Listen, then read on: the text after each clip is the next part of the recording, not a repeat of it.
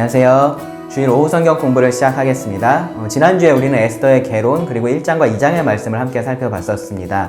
에스더의 역사에서 하나님의 주권이 우리에게 익숙한 방식으로 그렇게 드러나 있지는 않았습니다. 하나님은 역사의 전면에 드러나지 않으시고요. 그래서 마치 적극적으로 개입하고 계시지 않은 것처럼 그렇게 보입니다. 하지만 그렇지 않습니다. 하나님은 역사의 주관자로서 언제나 역사는 하나님께서 이루신 역사, 하나님의 역사입니다. 때로는 기적적으로, 때로는 섭리로 하나님은 언제나 일하신다라는 것을 좀 말씀을 드렸었습니다.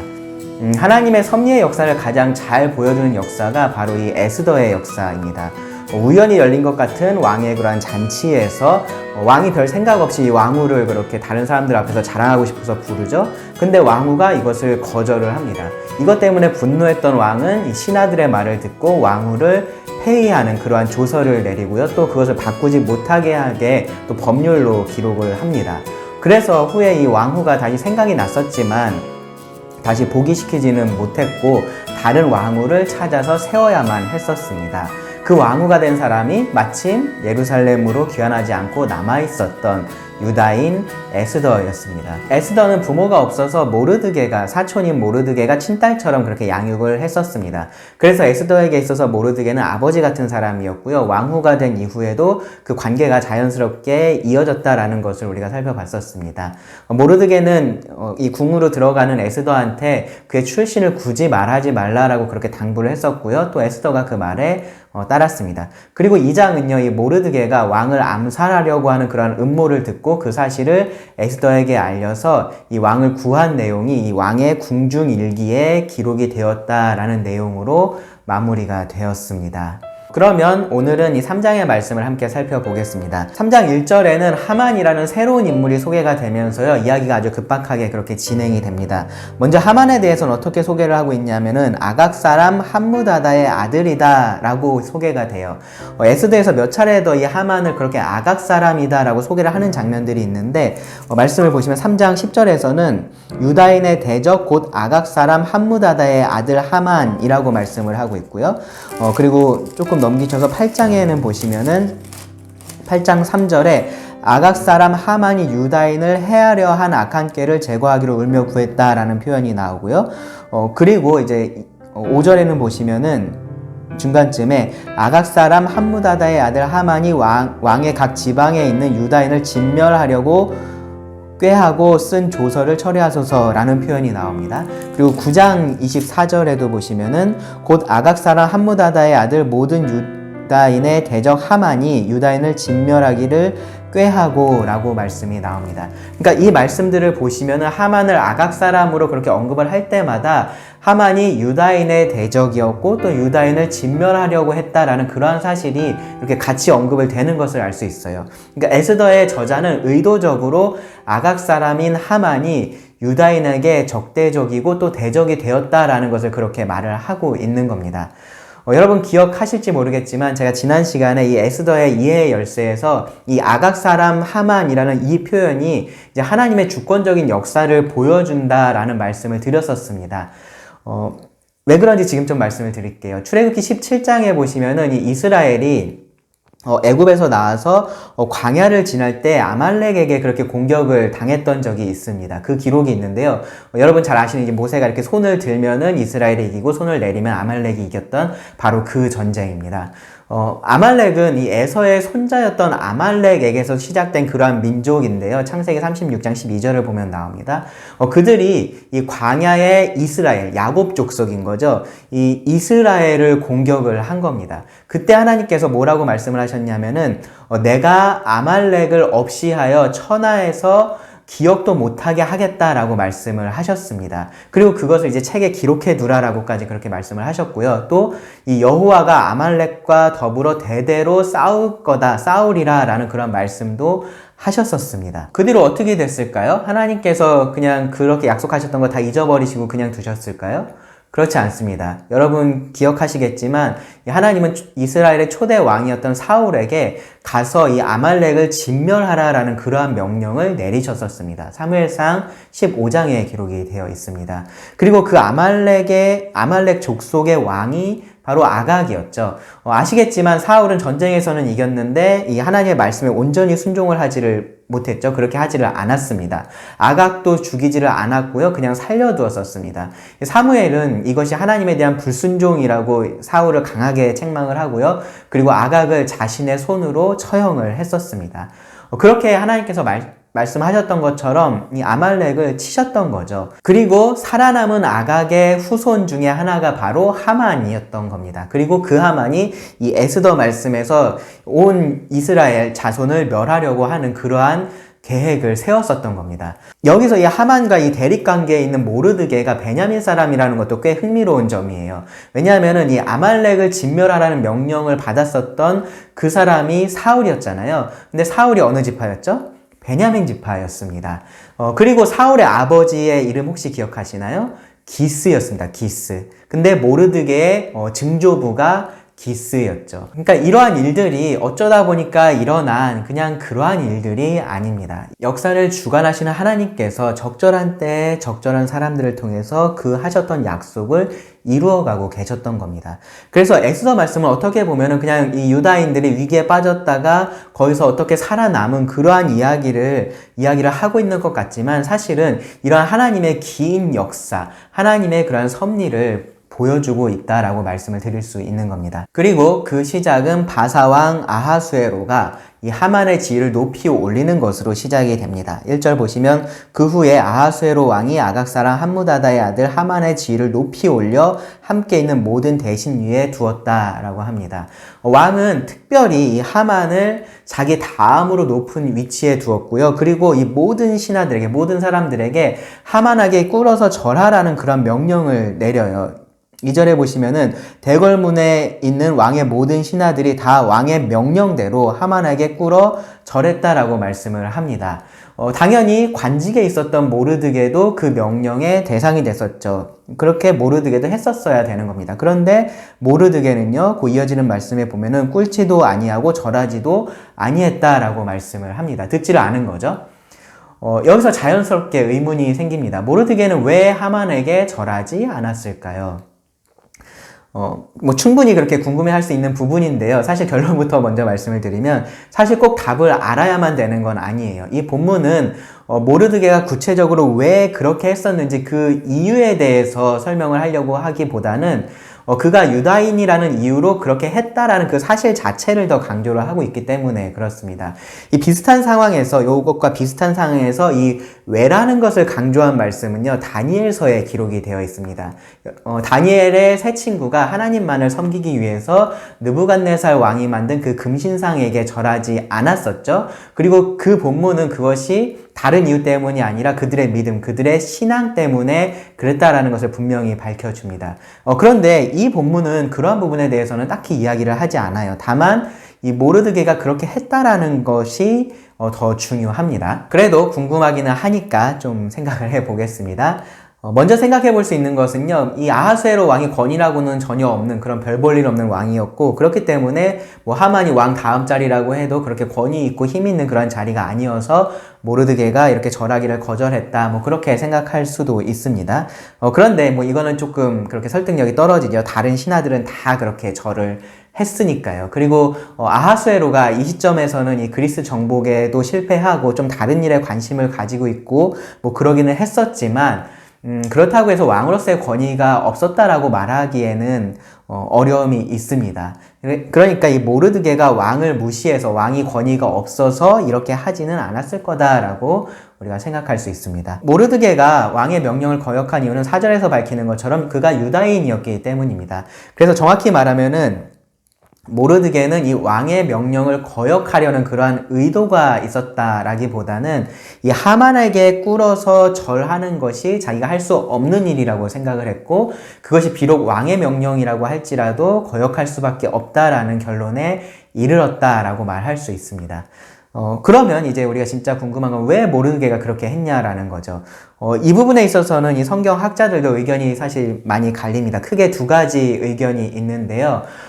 먼저 이 사건이 이 다니엘의 세 친구의 경우와 비슷한 상황이기 때문에 모르드게도 이 하나님을 섬기는 자로서 하나님이 아닌 다른 대상, 그러니까 여기서는 사람인 거죠. 이 사람인 하만에게 꿇어서 절할 수는 없었기 때문에 그렇게 했다라는 주장이 있습니다.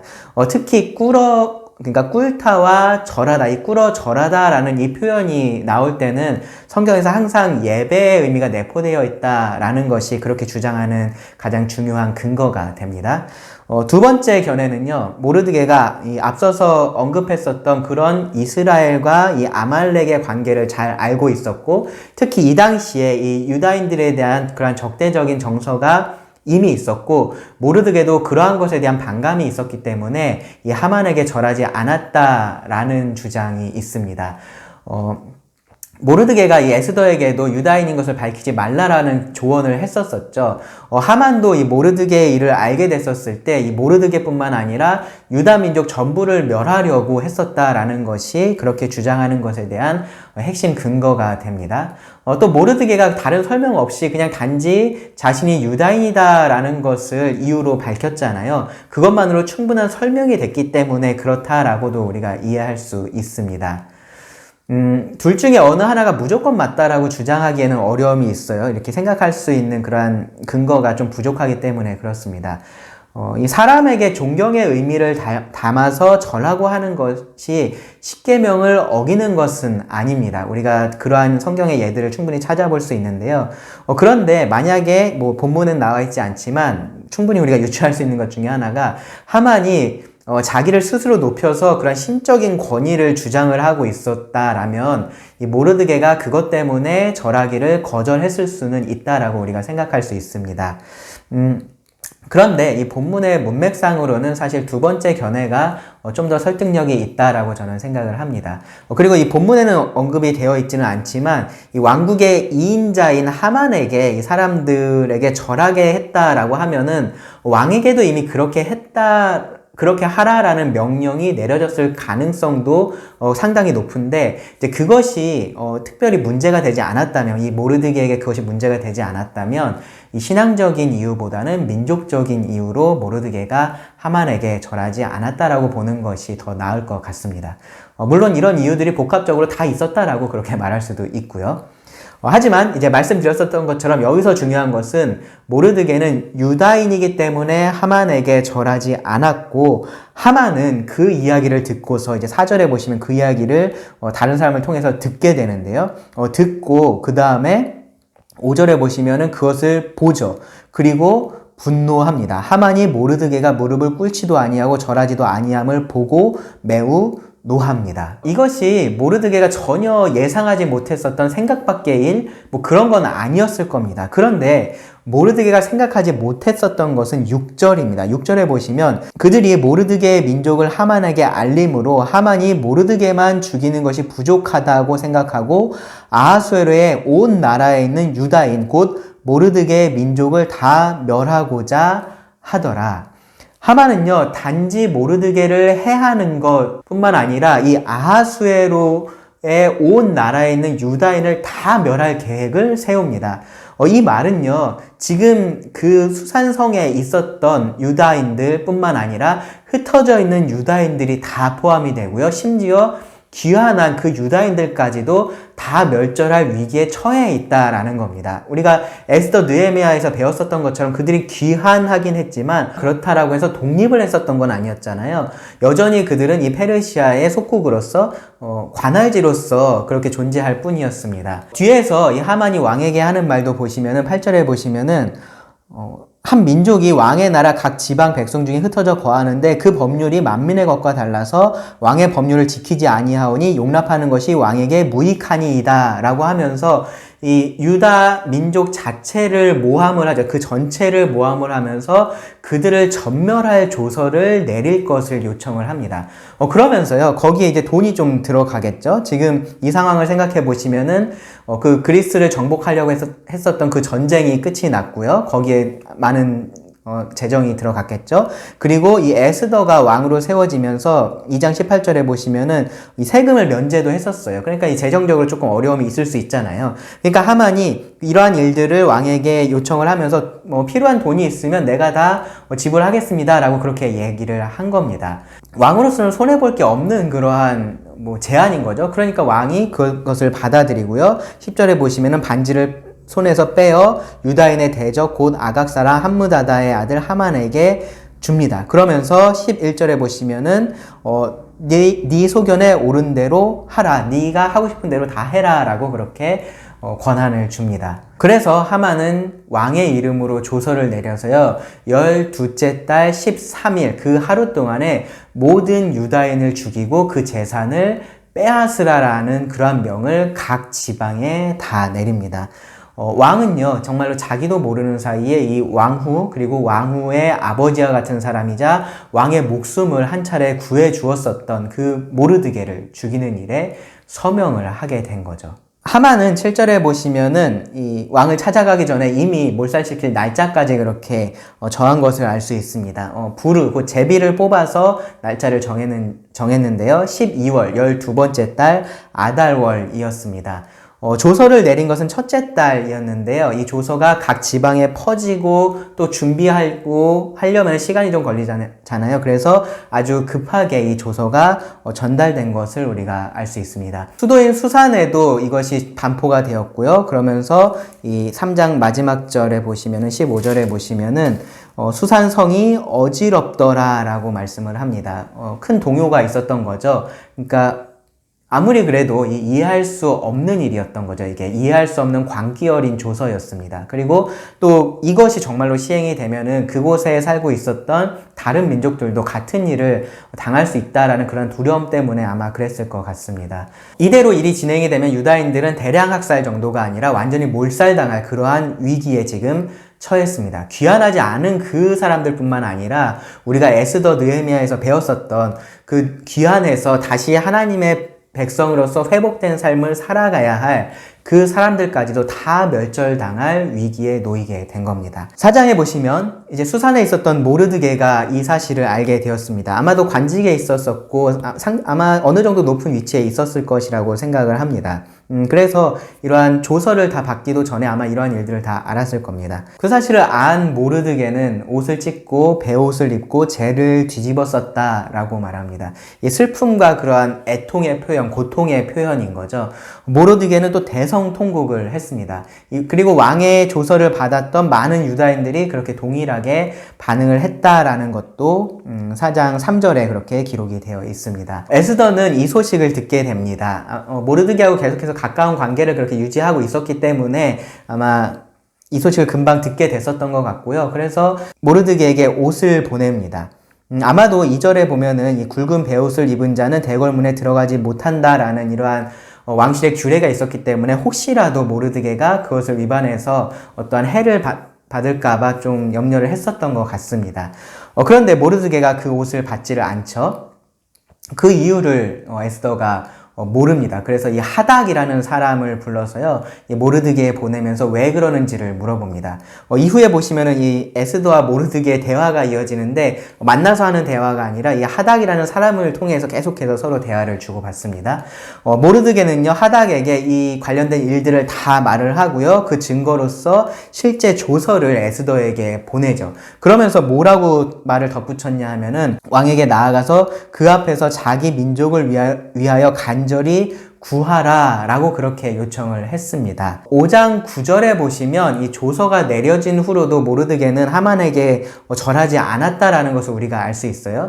그러니까 어떻게 보면은 이런 결과를 만들어낸 결정적인 역할을 한 사람이 사실 모르드게이기 때문에 일이 정말로 이렇게 커져버렸잖아요. 그러니까 첫 번째로 생각할 수 있는 거는 사실 뭐냐 하면은 그 조서를 내린 이 하만을 찾아가서 자기가 잘못했다 뭐 그렇게 얘기를 하면서 조서를 좀 취소해달라 이제 그런 쪽으로 접근을 할 법도 한데 이제 모르드게는 그런 방법은 전혀 생각을 하지를 않았었던 것 같습니다. 그래서 모르드게의 이런 태도가 사실 이 사건을 더 극단으로 이렇게 몰고 가게 되는데요. 그래도 다행히 왕후 에스더가 있었습니다. 모르드게는 하만에게 절하는 것은 절대 할 수 없는 일이라고 그렇게 생각을 했지만 이 에스더를 통해서 어떻게든 이 상황을 좀 해결해 보려는 마음이 있었던 것 같습니다. 그런 기대를 좀 가지고 있었습니다. 그래서 이러한 요청을 했었던 건데요. 그런데 이 에스더가 굉장히 실망스러운 답변을 줍니다. 11절에 보시면 왕의 신하들과 왕의 각 집안 백성이 다 알거니와 남녀를 막론하고 부름을 받지 아니하고 안뜰에 들어가서 왕에게 나가면 오직 죽이는 법이요 왕이 그자에게 금규를 내밀어야 살 것이라. 이제 내가 부름을 입어 왕에게 나가지 못한 지가 이미 30일이라 하라 하니라. 일단은 왕의 부름을 받지 않고 왕에게 나아가는 것은 모두가 다 알겠지만 굉장히 위험한 일이다 라고 에스더는 말을 합니다. 왕이 금규를 이렇게 내밀지 않는 이상, 그러니까 왕의 지휘봉 같은 거죠. 이제 그것을 내밀지 않는 이상 그것은 죽음을 피할 수 없는 그러한 행동이다 라는 거죠. 아마도 이제 그러한 규례가 있었던 이유는 그러한 암살의 위험 때문에 그랬을 것이다 라고 우리가 생각할 수 있습니다. 그러면서 이제 에스더는 이제 더 좋지 않은 그런 소식도 전하는데요. 자신이 왕에게 부름을 받지 못한 지가 이미 30일이 됐다라고 합니다. 그러니까 지금 자기는 이런 왕의 총애를 어느 정도 잃은 상태다라는 거죠. 그러니까 뭐 계속해서 그렇게 왕이 자기를 불러서 나가고 있는 상황이었으면 오늘이라도 가서 이야기를 할 수 있겠지만 그렇게 할 수 없는 상태고 자기가 먼저 나아가는 것도 굉장히 위험한 일이다라고 그렇게 말을 한 겁니다. 이 말을 이제 모르드게가 듣게 되고요. 그러면서 에스더에게 또다시 메시지를 전합니다. 그리고 이 메시지, 그리고 요 다음에 이어지는 에스더의 메시지가 사실 이 에스더 말씀 전체에서 가장 중요한 메시지입니다. 13절을 보시면은 13절과 14절을 보시면 모르드게가 그를 시켜 에스더에게 회답하되 너는 왕궁에 있으니 모든 유다인 중에 홀로 목숨을 건지리라 생각하지 말라. 이때에 네가 만일 잠잠하여 말이 없으면 유다인은 다른 데로 말미암아 노임과 구원을 얻으려니와 너와 너의 아버지 집은 멸망하리라. 네가 왕후의 자리를 얻은 것이 이때를 위함이 아닌지 누가 알겠느냐 하니. 이 모르드게의 말에는요 책망과 격려가 함께 있습니다. 먼저 모르드게는 에스더에게 이기적인 생각하지 말라라고 그렇게 책망을 합니다. 이 일에 대해서 네가 조용히 있는다라고 해서 너만 살 수 있게 되지 않을 거다라고 사실 경고 같은 그러한 이야기를 해요. 사실 저주 같은 이야기를 하는 건데 오히려 이 유다인들은 다른 데로 말미암아서 노임과 구원을 받게 되겠지만 너하고 너의 집은 멸망할 것이다 라고 아주 강하게 말을 했죠. 실제로 모르드게가 네가 말 안 하면 내가 너 어떻게 할 거야 뭐 그런 이야기를 하는 건 아닐 겁니다. 이 유다인들이 다른 데로 말미암아 어떻게든 구원을 받을 것처럼 에스더 너도 어떻게든 그러한 심판을 받게 될 것이다 라고 그렇게 말을 하고 있는 거죠. 모르드게의 이 말은 하나님에 대한 믿음이 사실 숨어 있습니다. 에스더가 아니더라도 하나님께서 다른 무언가를 통해서 자신들을 구원하실 수 있다라는 믿음을 이 모르드게가 이렇게 표현을 하고 있는 거죠. 그것이 무엇인지는 모르니까 이제 다른데라는 그런 좀 불확실한 표현을 사용할 수밖에 없었는데요. 그럼에도 불구하고 하나님께서 구원을 하실 것이다 라는 것에 대해서는 확실하게 말을 하고 있는 겁니다. 그러니까 하나님의 주권적인 섭리를 지금 인정을 하고 있는 겁니다. 그러면서 이 격려의 말로써 모르드게는 네가 왕후의 자리를 이렇게 얻은 것이 이때를 위함이 아닌지 누가 알겠느냐라고 말을 해요. 이것이 하나님의 보이지 않는 섭리이기 때문에 확신할 수가 없어서 누가 알겠냐라는 식으로 약간은 불확실한 그러한 표현을 사용하기는 했지만 모르드게는 하나님의 섭리가 다른 데보다는 바로 이 에스더를 향하고 있다라고 그렇게 생각하고 있다라고 에스더에게 말을 해주는 겁니다. 모르드게의 이 말을 가만히 보면요 창세기 45장에서 이 요셉이 했었던 말이 생각이 나요. 그러니까 요셉이 그 형들을 만나서 뭐라고 얘기했었냐면은 하나님이 생명을 구원하시려고 나를 당신들보다 먼저 보내셨습니다 라고 그렇게 얘기를 했었죠. 그러니까 이 하나님의 보이지 않는 섭리가 자신의 삶 가운데 그렇게 있었다라는 것을 인정을 한 거죠. 요셉은 어느 정도 그런 것들이 분명해졌기 때문에 이렇게 하셨다라고 분명하게 얘기를 했지만 이제 모르드게는 이제 거기까지 아직은 가지 않은 거죠. 하지만 그가 볼 때 지금 이것은 하나님께서 이렇게 하고 계신 것이다 라는 어느 정도의 확신은 있었던 것 같아요. 그래서 그렇게 하신 것이 아니냐라고 말하면서 에스더를 격려를 한 겁니다. 이 모르드게의 이 말이 이 에스더의 주제를 정말로 잘 반영을 하고 있습니다. 이 포로 시대의 하나님은 보이지 않으십니다. 그렇다고 해서 일하지 않고 계셨던 것은 아닌 거죠. 그 백성에 대한 관심을 다 끄시고 그냥 될 대로 되라 그렇게 내버려 두고 계시지는 않았습니다. 하나님은 그 백성을 구원하기 위해서 은밀하게 그렇게 보이지 않게 일하고 계셨습니다. 모르드게는 하나님이라는 표현은 한 번도 그렇게 사용하진 않았지만 그의 말에는 하나님에 대한 믿음이 보이고 있습니다. 그것이 하나님께서 보이지 않으실 때 하나님의 백성이 가져야 할 그러한 태도이기도 합니다. 모르드게의 이 말에 에스더가 회답을 했습니다. 화답을 했는데요. 에스더는 모르드게를 아버지처럼 그렇게 생각했었다라고 제가 몇 차례 말씀을 드렸었는데요. 그래서 이 모르드게의 이러한 책망과 격려에 에스더는 즉시 순종으로 답을 했었던 겁니다. 에스더는 모르드게에게 함께 할 수 있는 사람들을 다 모아가지고 자신을 위해서 금식을 해달라라고 그렇게 요청을 합니다. 이게 금식만 그냥 하면 되는 게 아니라 사실 기도해달라는 그런 얘기일 텐데 이 기도에 대한 말은 빠져 있죠. 여튼 에스더 자신도 그렇게 하겠다라고 얘기를 해요. 그렇게 금식을 하고 난 이후에 자기가 이 왕실의 규례를 어기고 왕에게 나가겠다라고 그렇게 말을 합니다. 그것 때문에 죽게 되면 어쩔 수 없다. 죽으면 죽으리라 라고 그런 강한 각오를 가지고 그렇게 하겠다라는 말을 전합니다. 여기서 여러분들 아마 다니엘의 친구들의 말도 떠오르실 겁니다. 다니엘의 친구들은 그 느부갓네살 왕이 만들었었던 금신상에 절하지 않은 것 때문에 풀무불에 들어가서 죽게 되었던 그러한 상황이었었는데요. 이제 그 상황에서도 이제 이들도 하나님께서 구원하실 것을 기대했습니다. 근데 그러면서 하나님께서 그렇게 하지 아니하실지라도 여전히 하나님을 섬기고 다른 신을 섬기지 않겠다. 하나님께 순종하겠다라는 그러한 강한 각오를 표현을 했었었는데요.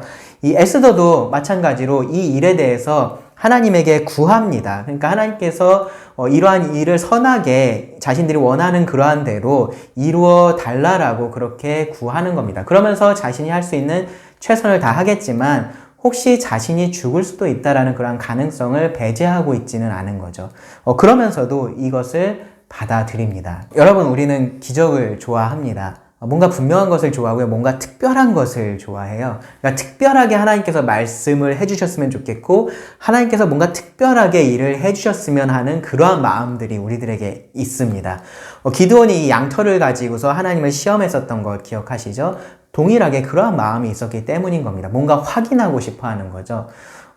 그런데 우리는 은밀하게 일하시는 하나님의 섭리를 경험할 때가 그러한 특별한 기적을 경험할 때보다 훨씬 더 많습니다. 이 성경을 봐도요, 기적에 대한 말씀이 훨씬 더 많을 것 같지만 사실 그렇지 않아요. 하나님의 섭리 가운데 살아가는 신앙인들은요, 그래서 여기 모르드게나 에스더 같이 그렇게 살아가는 겁니다. 주어진 환경 안에서 최선을 다하고 하나님을 찾고 또 하나님의 뜻을 분별하기 위해서 노력을 하지만 언제나 하나님께서 이렇게 하실 것이야 라고 100% 확신을 가질 수는 없습니다.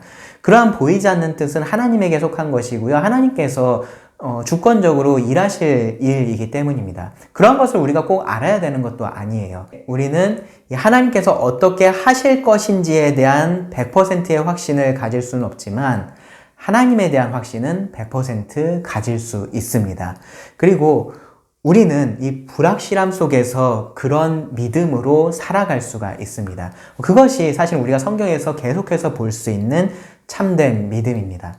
17절에 보시면 모르드게는 이 에스더가 말한 대로 금식을 하고요. 또 금식하는 가운데 그를 위해서 기도를 했을 겁니다. 그렇게 했고요. 에스더도 그렇게 했습니다. 그리고 5장에 보시면 에스더가 왕 앞에 나아갑니다. 정말로 두렵고 떨리는 마음으로 왕 앞에 나아갔겠죠. 1절에 보시면 제3일에 에스더가 왕후의 예복을 입고 왕궁 안뜰 곧 어전 맞은편에 서니 왕이 어전에서 전 문을 대하여 왕좌에 앉았다가 왕후 에스더가 뜰에 선 것을 본즉 에스더는 정말로 떨리는 마음으로 서 있었을 겁니다.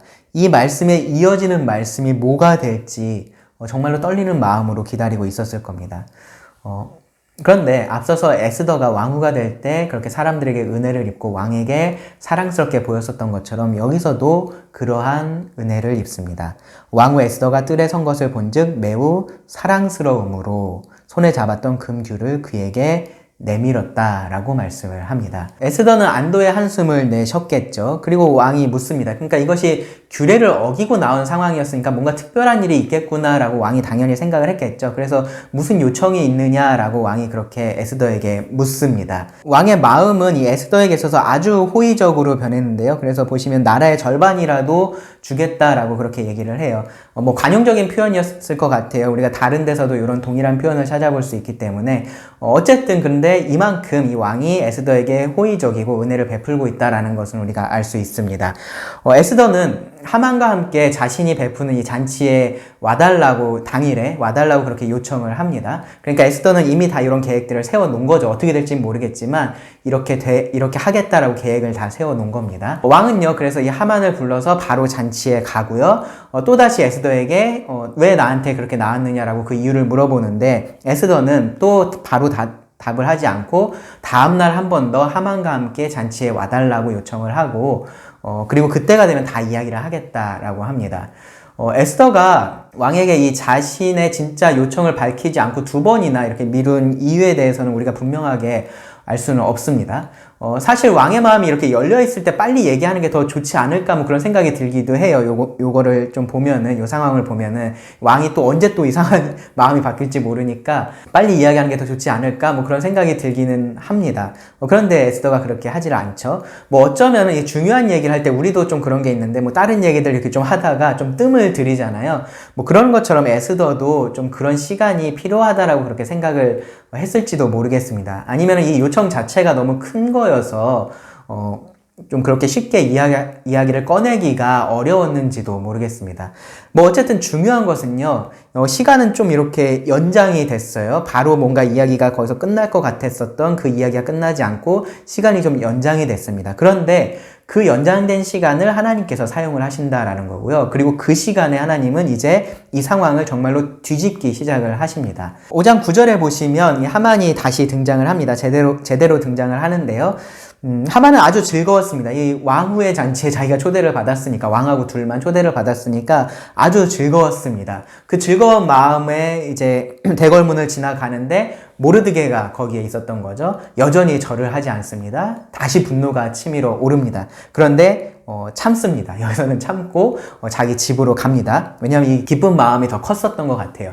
사람들을 다 불러 모아놓고 자기 자랑을 늘어놓기 시작합니다. 뭐 자기의 영광, 자기의 자녀가 많은 것, 왕이 자기를 어떻게 높였는지, 그러면서 그 자랑에 이제 최고봉에 있는 것이 이 왕후가 베푼 잔치에 왕하고 나만 초대를 받았다. 이제 그거였습니다.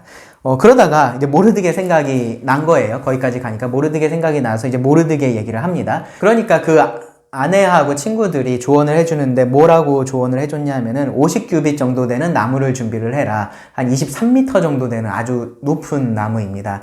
그러니까 그러한 나무를 세워서 왕에게 구해서 이 모르드게를 처형해서 그 나무에 매달아라 라고 그렇게 조언을 합니다. 그렇게 해서 본보기로 삼으라는 거죠. 아주 높은 곳에 매달아서 다 볼 수 있게 만들라는 거죠. 하만은 이제 그 말을 좋게 여기고 일단 나무를 세워 놓습니다. 그리고 나서 이제 왕을 찾아갑니다. 이대로 이제 하만이 가서 왕을 만나게 되면 모르드게는 죽은 목숨이죠. 왜냐하면 왕이 하만에게는 좀 그렇게 호의적이었으니까요.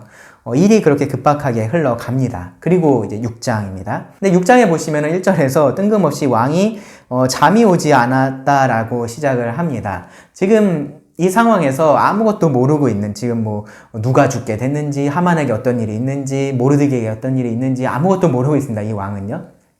아무것도 모르고 있는 이 왕이 잠이 안 오니까 역대 일기를 가져다가 좀 읽어달라라고 그렇게 신하에게 명령을 합니다. 그러다가 이 모르드게에 대한 부분이 나와요. 모르드게가 왕의 암살 계획을 알려서 왕을 구했던 바로 그 내용을 듣게 됩니다. 당연히 어떤 보상을 했겠거니 하고서 그렇게 물어봤는데 아무런 보상도 하지 않았다라는 것을 이야기를 해요. 그러면서 어떻게 보상을 해야 될까? 이제 그 생각을 하고 있는데 하만이 온 거죠. 그래서 하만에게 왕이 질문을 합니다. 근데 이 왕이 질문하는 것도 모르드게가 이렇게 했는데 그렇게 질문을 하질 않아요. 이 대상이 분명하지 않은 질문을 합니다. 6절에 보시면은 왕이 존귀하게 하기를 원하는 사람에게 어떻게 하면 좋을까? 이제 그렇게 물어봐요. 그러니까 하만은 그 얘기를 듣고 자기가 지금 여기 왔는데 자기를 불러다가 이렇게 물어보니까 아, 왕이 나에 대해서 지금 뭔가를 해주려고 하는구나. 이제 그렇게 생각을 하게 된 거죠. 그러면서 온갖 자기가 하고 싶은 얘기들을 합니다. 왕의 옷을 입고 왕의 말을 타고 왕관을 쓰고 거리를 행진하는 거. 사실 왕처럼 보이고 싶은 거죠. 그렇게 하는 것이 좋겠다라고 합니다. 그러면서 왕이 가장 존귀하게 여기는 그 신하가 이 옷도 입히고 뭐 그 말도 끌고 하면서 거리를 다니면서 왕이 존귀하게 하기를 원하는 사람에게는 이같이 할 거다라고 그렇게 소리를 치면은 좋겠다. 이제 그렇게 이야기를 해요.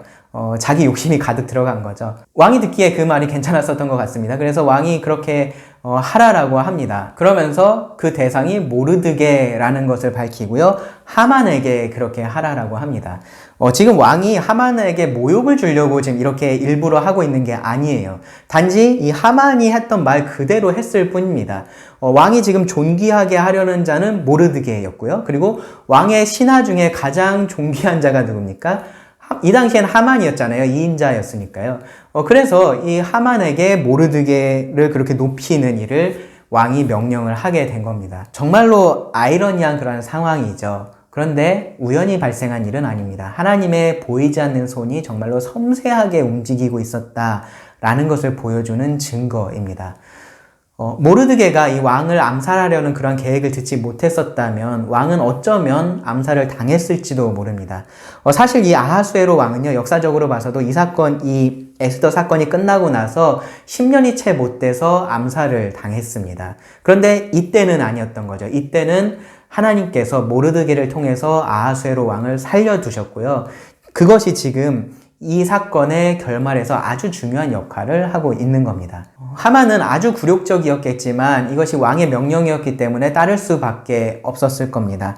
그러고 나서 이제 그 이야기를 이 아내와 친구들에게 하게 되는데요. 그러니까 그 아내와 친구들은 그 이야기를 듣고 이제는 상황이 역전되었다라는 것을 직감을 하고요. 그러면서 하만에게 경고의 말을 합니다. 13절에 보시면 자기가 당한 모든 일을 그의 아내 세레스와 모든 친구에게 말하며 그중 지혜로운 자와 그의 아내 세레스가 이르되 모르드게가 과연 유다 사람의 후손이면 당신이 그 앞에서 굴욕을 당하기 시작하였으니 능히 그를 이기지 못하고 분명히 그 앞에 엎드러지리이다. 이런 경고의 말을 합니다. 그리고 그 말이 채 끝나기도 전에 이 에스더가 베푼 두 번째 잔치에 하만은 끌려가게 됩니다. 여기 14절의 표현을 보면은 그전하고는 약간 뉘앙스가 달라졌어요. 그전 잔치에는 하만이 왕과 함께 간 것처럼 그렇게 묘사가 됐었는데 여기서는 왕의 내시들이 와서 하만을 데리고 가죠. 마치 그렇게 끌려가는 것처럼 하만이 끌려갑니다. 왕이 일찌감치 잠들었었다면 다음날 모르드게는 나무에 달려 있었겠죠. 이 모르드게의 일이 왕궁의 일지에 기록이 되어 있지 않았더라도 모르드게는 나무에 달렸을 겁니다. 왕이 모르드게가 어떠한 보상을 받았는지 물어보지 않았어도 모르드게는 나무에 달려서 죽었을 겁니다. 이 우연 같은 일이 모여서 역사가 바뀌기 시작합니다. 이 베옷을 입고서 그렇게 슬퍼하던 대성통곡을 하던 모르드게가 왕의 옷을 입고 이 성거리를 행진을 했습니다. 모르드게의 마음이 어땠을까요? 저는 반반이 있었을 거라고 생각을 합니다. 어쨌든 시간이 되면 이 유다인을 모두 죽이라는 왕의 조서는 여전히 내려져 있고 그것은 여전히 유효하기 때문에 자신이 몰살당할 수도 있다라는, 자신을 포함한 이 유다 민족 전부가 몰살당할 수 있다라고 하는 그런 사실 때문에 여전히 슬픈 마음이 있었을 수도 있습니다. 또 반대로 지금 이러한 일이 벌어지는 것을 보면서 정말로 하나님께서 어떠한 일을 하고 계시지 않을까라는 것에 대한 기대감을 가졌을지도 모르겠습니다. 모르드게는 어떠한 마음이었는지 모르겠지만 하나님은 지금 일을 진행하고 계시다라는 것이 이 6장의 말씀에서 분명해졌습니다. 그리고 7장에 가서 사건은 절정에 다다릅니다. 이 두 번째 잔치에서 왕은 에스더에게 또다시 너의 요청이 무엇이냐라고 그렇게 묻게 되고요. 에스더는 이제 그 사실을 분명하게 말합니다. 자신과 자신의 민족이 진멸당해 되었다라는 것을 알리면서 왕의 은혜를 구합니다. 그러니까 왕이 도대체 누가 그런 일을 꾸민 거냐라고 물어보죠. 그리고 6절에 보시면 에스더가 이르되 대적과 원수는 이 악한 하만이니이다 하니 하만이 왕과 왕후 앞에서 두려워하거늘. 그 자리에 있었던 이 하만을 바로 지목을 한 겁니다. 아하수에로 왕은 이 일을 하만이 왕후를 시해하려고 했다라고 받아들였던 것 같아요. 그래서 그것 때문에 분노하고요, 자리를 떠나게 됩니다. 그리고 왕이 그렇게 잠깐 자리를 비운 사이에 이 하만은 에스더에게 정말로 생명을 구하게 되죠. 이 왕이 자신에게 어떤 식으로든 벌을 내릴 것이다 라는 것을 알았기 때문에 에스더에게 생명을 구하게 됩니다. 근데 이제 그 모습을 왕이 돌아와서 보게 되고요. 그것이 하만이 왕후를 범하려고 한다라고 생각을 하고 이 하만을 그 자리에서 바로 체포를 합니다. 그러고 나서 한 내시가 또 이런 말도 거기에 더해요. 9절에 보시면 왕을 모신 내시 중에 하르보나가 왕에게 아르되 왕을 위하여 충성된 말로 고발한 모르드게를 이렇게 표현하죠. 왕을 위하여 충성된 말로 고발한 모르드게. 그 모르드게를 달고자 하여 하만이 높이가 50규빗 되는 나무를 준비하였는데 이제 그 나무가 하만의 집에 섰나이다. 여기까지 왕이 봤을 때 하만은 3가지 죄를 범했습니다. 왕후와 그 민족을 말살하려고 했고요. 그리고 왕후를 성폭행하려고 했고요. 그리고 충신을 죽이려고 했습니다. 그래서 왕은 이제 모르드게를 처형하려고 하만이 세워놓았던 그 나무에 하만을 달아서 처형을 하게 됩니다. 이것으로 이제 정의가 시행이 되었습니다. 그런데 문제는 아직 다 해결이 되지 않았어요. 여전히 하만이 그 왕의 이름으로 내린 그 유다인 말살 조서는 유효하기 때문에 그렇습니다. 그래서 에스더는요, 그 조서를 철회할 것을 요청을 해요. 5절에 보시면은, 조서를 철회하소서라고 그렇게 요청을 하는데, 근데 우리가 알고 있는 것처럼 이 왕의 반지로 인을 친 이 조서는 철회를 할 수가 없습니다. 8절 말씀에서 이제 그것을 왕이 언급을 하는데요. 이 법으로 인해서 에스더가 왕후가 될 수 있었는데 지금은 그것 때문에 꼼짝없이 죽을 수밖에 없는 그러한 상황이 된 거죠. 그런데 한 가지 방법이 여기서 제시가 됩니다. 뭐냐면은 그 조서를 바꿀 수는 없고 철회할 수는 없지만 다른 조서를 내릴 수는 있는 거죠. 그래서 이 모르드게는 기존의 조서에 대항할 수 있는 내용의 조서를 내리게 됩니다. 11절에 보시면 조서에는 왕이 여러 고을에 있는 유다인에게 허락하여 그들이 함께 모여 스스로 생명을 보호하여 각 지방의 백성 중 세력을 가지고 그들을 치려 하는 자들과 그들의 처자를 죽이고 도륙하고 진멸하고 그 재산을 탈취하게 하되, 이제 이렇게 또 다른 조서를 내린 겁니다. 그러니까 그 전에는 이 유다인들을 이렇게 하라라고, 이렇게 멸하라는 조서가 내려졌지만 이제는 이제 그렇게 하는 사람들을 막을 수 있고, 그것 더 나아가서 오히려 그들을 죽일 수 있는, 그들에게 보복할 수 있는 이제 그러한 조서가 내려진 겁니다. 마찬가지로 이 조서는 최대한 빠르게 그렇게 전달이 되었고요. 그리고 유다인들은 그로 인해서 정말로 기뻐했고요. 그리고 유다인이 아닌 사람도 이 상황 때문에 유다인이 되기도 하는 일이 일어납니다. 그리고 9장에 가시면은 이 운명의 날에 대해서 말씀하고 있습니다. 원래 그날은 이 아달월 13일인데요. 그날은 이 유다인의 대적들이 유다인을 제거하는 날이 되었어야 했는데, 그날은 유다인이 도리어 자기를 미워하는 자들을 제거하는 그러한 날이 되었습니다. 1절에 그래서 이렇게 기록을 합니다. 아달월 곧 12째 달 13일은 왕의 어명을 시행하게 된 날이라. 유다인의 대적들이 그들을 제거하기를 바랐더니 유다인이 도리어 자기를 미워하는 자들을 제거하게 된 그날에, 유다인을 진멸하려던 하만과 그 대적들의 계획이 완전히 뒤집어졌습니다. 유다인을 죽이는 그 날을 결정하려고 이 부르를 던졌었죠. 부르를 뽑았었는데 결국 그날은요, 오히려 유다인이 구원받는 날, 유다인이 승리한 날, 그리고 유다인이 즐거워한 날이 되었습니다. 그리고 그날을 기념하기 위해서 불임절이 제정이 되었습니다. 모르드게는요, 결국은 하만의 자리까지 오르게 되어 왕국의 2인자의 자리에까지 오르게 되고요. 그리고 10장에 보시면은 아주 존경받고 사랑받는 지도자가 돼서 이 유다인들에게 평안을 가져다 줍니다. 여기까지 우리는 에스더에 기록된 역사를 살펴봤습니다. 에스더는 단순히 유다인들이 운 좋게 위기에서 탈출한 그런 역사가 아닙니다. 에스더는 하나님께서 그 원수를 멸하시고 자기 백성을 구원하신 역사입니다. 수많은 그러한 우연 같은 일, 운 좋게 맞아떨어진 타이밍, 아이러니한 상황, 그런 것들은 하나님께서 이 역사를 통해서 무엇을 말씀하려고 하시는지를 분명하게 드러냅니다. 하나님은 보이지 않아도 역사하고 계시고요. 하나님을 대적하는 자를 심판하시고 하나님의 백성을 구원하신다라는 겁니다. 하나님의 손이 보이지 않을 때 세상의 사람들은 그것을 조롱을 하고요. 신앙인들은 불안해합니다. 좌절하기도 하고 절망하기도 하고요. 원망하기도 하죠. 그럴 때 이 에스더의 말씀을 우리가 좀 기억할 필요가 있습니다. 하나님의 손이 보이지 않는 것은요, 하나님의 손이 너무 커서 그렇습니다. 하나님의 손은 너무 커서 보이지 않고 있을 뿐입니다. 그리고 그 크신 하나님의 손은요, 우리가 상상하지도 못할 정도로 섬세하셔서요, 우리가 생각하지도 못하는 그러한 작은 일들에도 모두 관여를 하고 계십니다. 하나님께서 하시는 크신 일들을 우리가 볼 때 참 놀랍다라는 말을 하죠. 그러한 간증들을 우리가 많이 듣게 됩니다.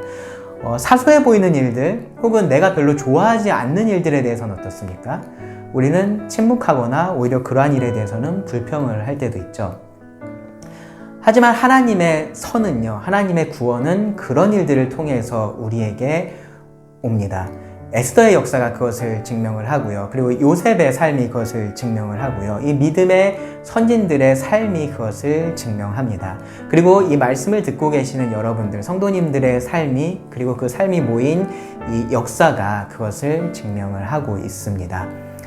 그러니까 우리가 할 일은요, 하나님께서 어떻게 하실지는 모르겠지만, 그것은 하나님에게 달린 일이지만, 일하시는 하나님을 믿는 겁니다. 그리고 오늘 나에게 주신 그 하나님의 말씀에 순종하는 겁니다. 하나님께서 드러내시지 않은 것을 드러내달라고 떼쓰는 것이 우리가 할 일이 아닙니다.